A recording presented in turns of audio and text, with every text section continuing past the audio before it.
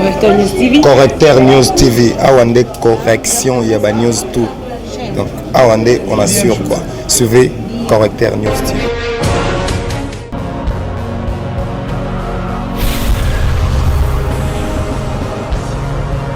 S'abonner massivement sur la Correcteur News avec Yemoko Rachou, la caramel. Check, c'est pas pareil.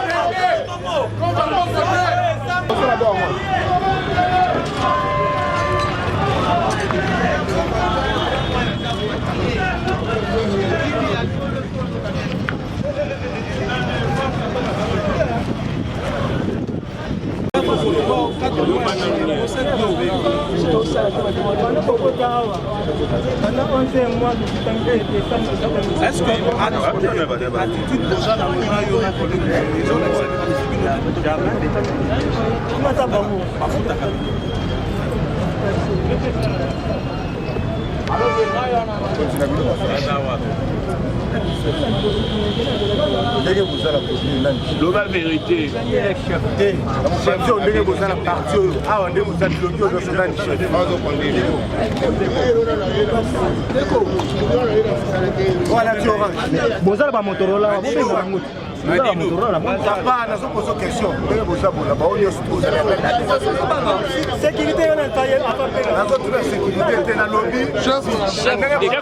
Chef d'équipe.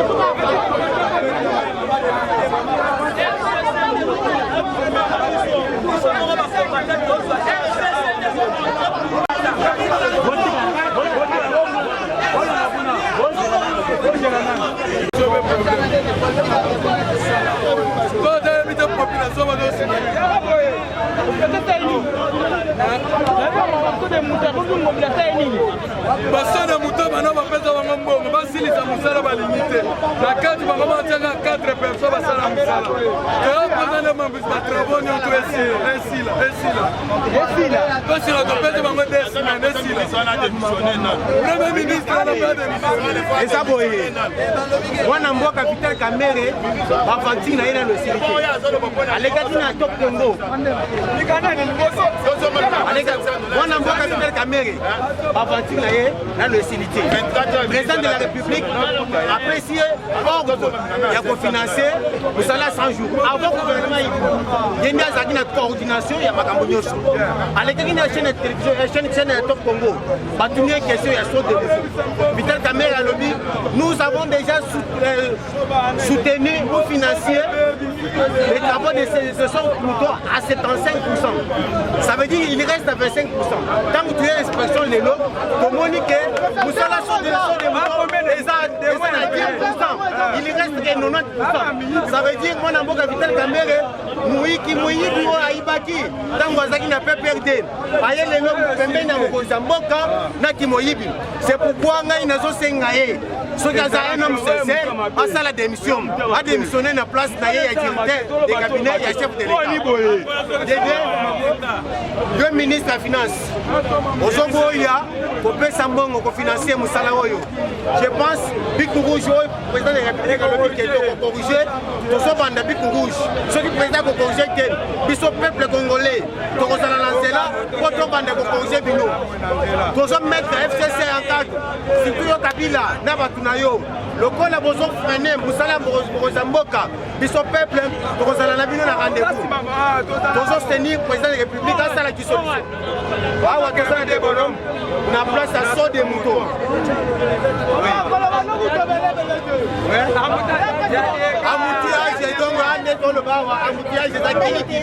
C'est pourquoi tous ceux qui ont Mboka à travailler dans la bibliothèque. Parce qu'on conduit en erreur. Qui solution il y a parlement. Bon, la raison pour laquelle Omonika a accueilli des baisses, c'est sa partie où il a la publicité. Nous avons pas parti belé où il a PPRDT. Où il y a impunité, Zali, Moïb, Zali, Maotika, Mobomoté, où il a eu des baisses. Total, il va travailler sur le mouton, ils ont avancé, ils ont un bon aussi, mais il va travailler dans le salade. Nous tu as offert un infantilier. On doit respecter Moussala Té. Toye biso sur le terrain, tous la politique et les réseaux sociaux. Toye sur le terrain pour nous comprendre. Moussala Té se pose dans le donc on a chanté, nous avons là-bas 8 personnes, 5 personnes. Alors, il faut suspension. Vous devez enquêter.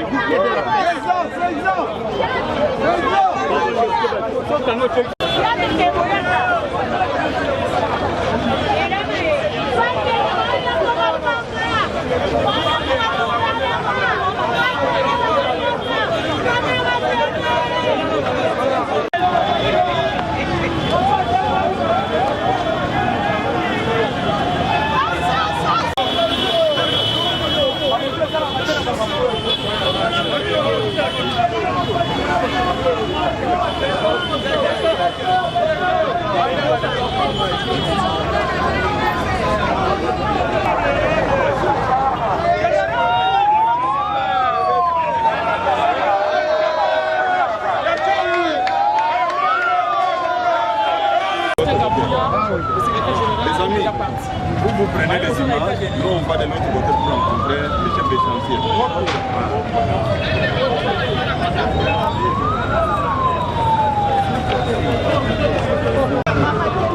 C'est là, monsieur. Et d'abord, on compte à la poule.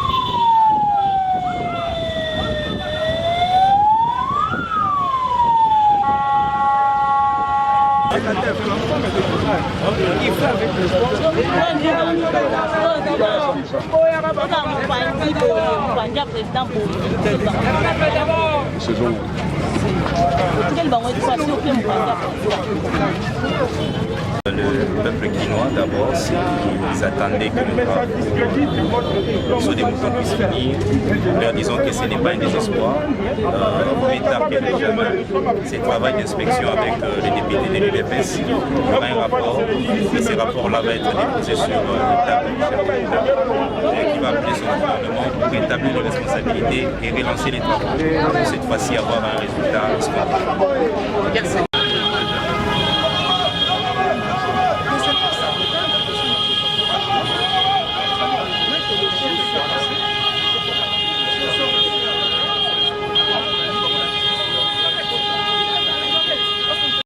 Djabapa Milaï. Djabapa Milaï. Madame. Tous les matériaux sont Djabapa Milaï. Ah, allez, c'est bon, aux images. Baozo Nsabidoko. Il faut le Baozo. Papa Milaï.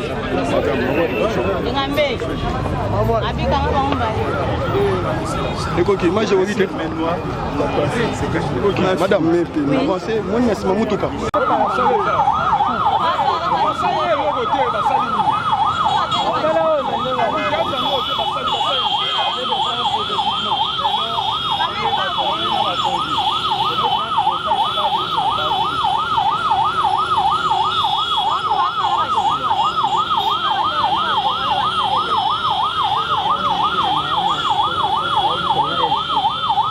Zoug.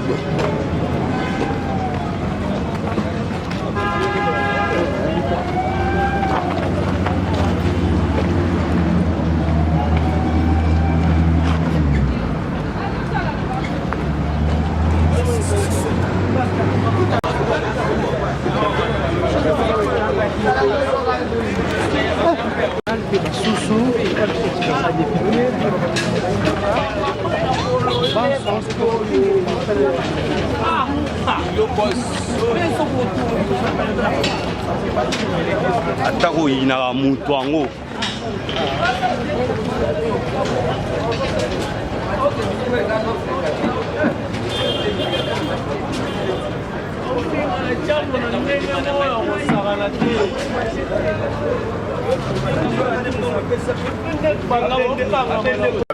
Bamusu soki bazu ba mal à l'aise.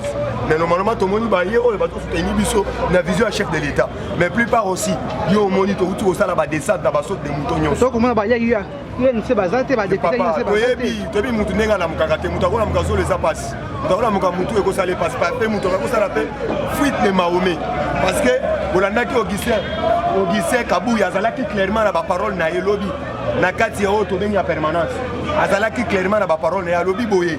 Ne fils qu'un intérêt au tobengi ya pep na place tolobi coalition biso to kenangambo o intérêt à population ka sezali na musala oyo nazoko sa yote papa ezo sala ngai soni mais en tout moment biso to kotika fatité to soutenir en tout moment place union to aider ne fils que to dévoiler oyo to bengi ba dongolo misu o ba ligne avancement o to bengi notre leaderité yango to kiti descendre na base mobimba parce que biso toza wana ba gardien du temple pona ko aider mokonzi mboka yo moko zo mona na kimona mesu hein yo moko zo mona zo sala biso passe mingi ça ne passe mingi banda ki ngwa bipe bobo keso kila o to bandaki bandala tozo na biso to bandaki banda de bonhomme to kiti bitabe to kena peso ya kulumba to kiti Pascal lolungwe Pascal to bandi o ya Gombe lolungwe o ya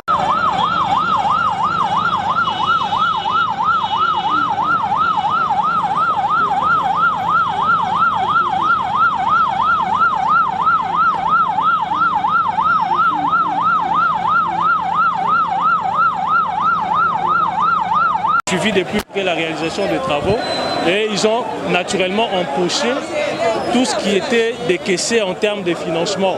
Et dans d'autres chantiers, ils sont pratiquement en congé parce qu'il y a un problème de moyens qui se pose.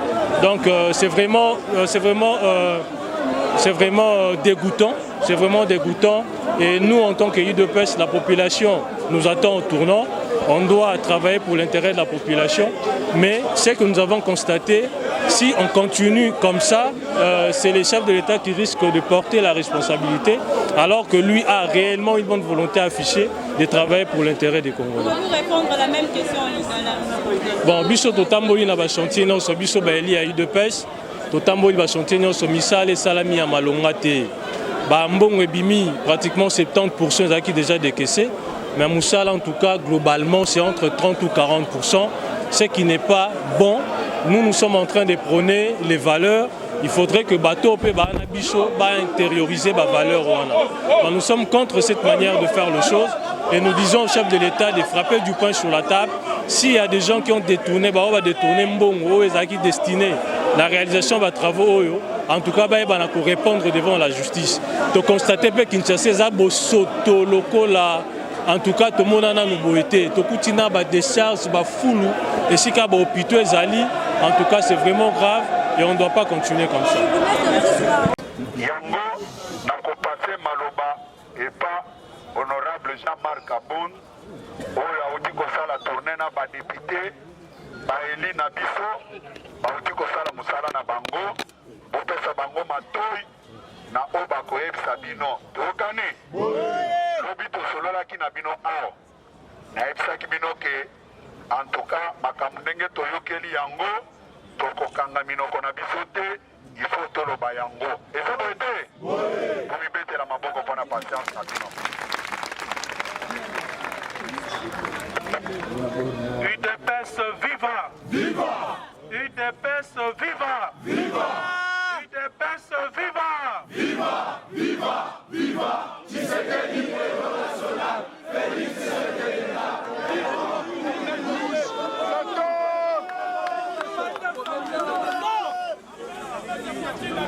Nalingina senga bino lokomoko parce que presse internationale ezali awa pour permettre ngana loba na français pour être presse internationale pas de difficulté à traduire te est-ce que vous permettre ngana ngana tokoloba français tokoloba pe lingala voilà. Mesdames et messieurs, combattantes et combattants, nous avons amorcé ce matin une tournée sur l'étendue, sur toute l'étendue de la ville de Kinshasa pour palper de nos doigts les réalisations qui ont été faites dans le cadre de 100 jours. Plus principalement, comme vous le savez bien, il était question que nous visitions tous les sortes de moutons. Après cela, nous avons eu à visiter aussi certains chantiers et visiter aussi la ville de Kinshasa dans son volet salubrité. Le constat que nous avons fait est amer. C'est un constat de désolation. Nous nous sommes mis à la place de notre peuple et nous avons dit que cela est inacceptable. Alors, parce que la polémique qui enflait dernièrement le média et les réseaux sociaux faisait état de deux discours différents. L'un disant que ces projets étaient financés à hauteur de 70% et maintenant, après notre tournée, nous nous sommes rendus compte que le projet est réalisé à hauteur de 30%. Voyez-vous? Donc, nous estimons à notre humble avis que des explications doivent être fournies quant à ça.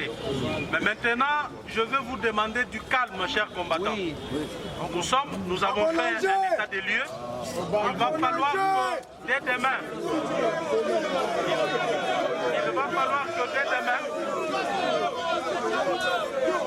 écoutez-moi très bien, dès demain, nous allons amorcer des interpellations et même des discussions directes avec les concernés.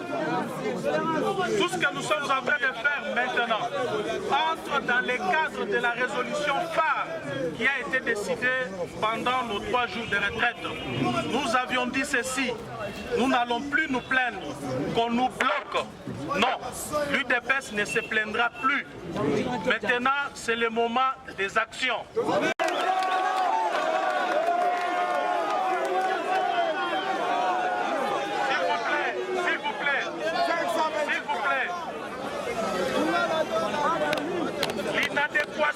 L'inadéquation constatée entre le taux de financement et le taux d'exécution demande que chacun se remette en cause. Et je vais vous donner de plus amples détails. Parce qu'en entrant ici, vous m'avez accueilli avec une chanson. Oui. Cette chanson est déjà entendue. C'est le vœu de tout notre peuple. Mais je vous dis ceci, le 15 février, à l'occasion de notre anniversaire, donc de notre 38e anniversaire et premier anniversaire de l'UDPS au pouvoir, je vous donnerai la position du parti quant à cette problématique de soutien, quant à tout ce qui concerne la vie, nationale. Nous n'allons laisser personne, s'il vous plaît, écoutez-moi, nous n'allons laisser personne cette fois-ci nous narguer le peuple congolais et narguer les chefs de l'État. Aucune coalition, aucun compromis politique ne sera au-dessus de l'intérêt de notre peuple.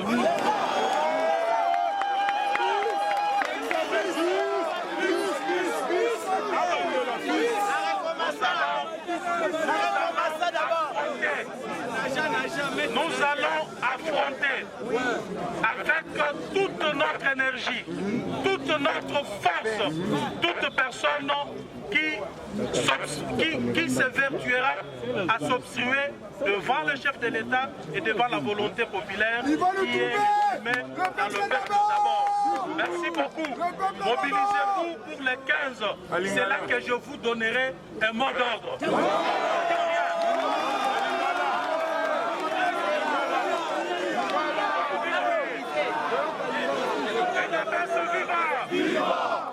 Notamment projet à 100 jours, il y a chef de l'État. Tobaluki, c'est depuis le matin. Tozaki na bino wa botika libiso tokei.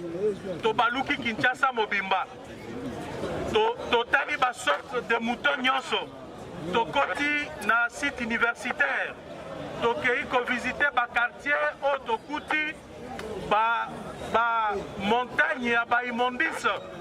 Tokuti ba ngomba.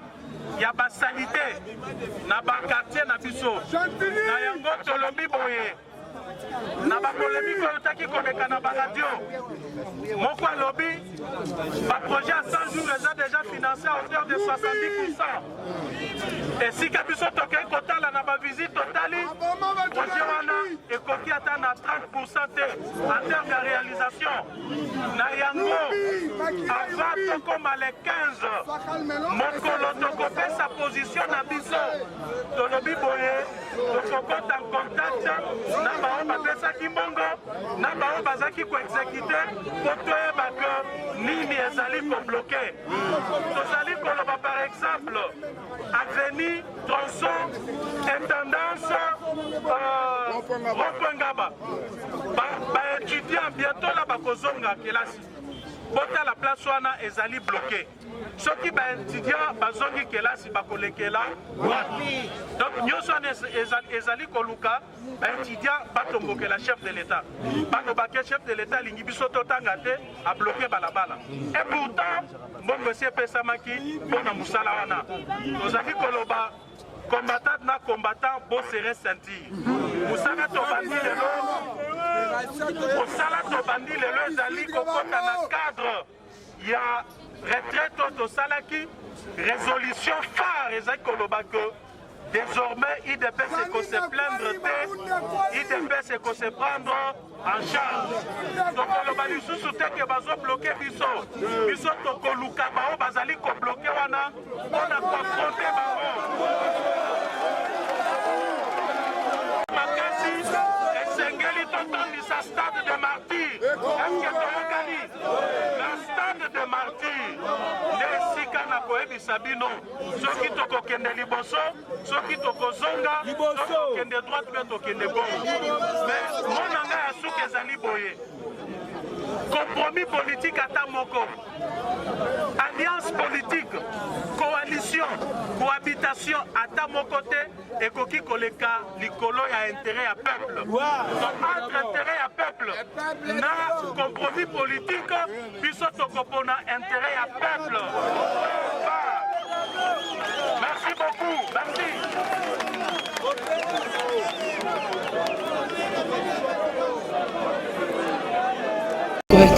Correcteur News TV, Awande correction, il y a News tout.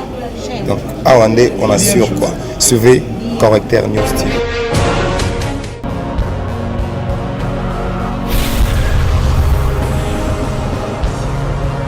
S'abonner massivement. Tu as vu Correcteur News avec Yemoko Crachou, la caramel. Check, c'est pas pareil.